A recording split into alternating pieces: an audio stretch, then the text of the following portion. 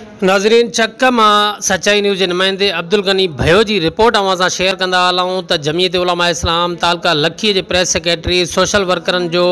गॾियल इजलास चक शहर में तालके अमीर मौलाना गुलाम अल्लाह जी सिदारत में थियो, जंहिंमें तालके लखीअ जे प्रेस सेक्रेटरियुनि ऐं सोशल वर्करनि शिरकत कई। इजलास में फ़ैसिलो कयो वियो त ज़िले शिकारपुर तरफ़ां थींदड़ 31 अक्टूबर ते मीडिया कन्वेंशन में तालके लखीअ तरफ़ां भरपूर शिरकत कबी। तंहिं करे तालके लखीअ जा प्रेस सेक्रेटरी ऐं सोशल मीडिया वर्कर अॼु खां वठी कन्वेंशन में शिरकत लाइ भरपूर महिनत कनि। जॾहिं त इजलास में फ़ैसिलो कयो वियो त हुकूमत जे तरफ़ां मीडिया जी आज़ादी खे कंट्रोल करण लाइ हर आए ॾींहुं नवां हरबा इस्तेमालु कया पिया वञनि, जंहिंजी सख़्तु लफ़्ज़नि में मुज़म्मत कयूं था।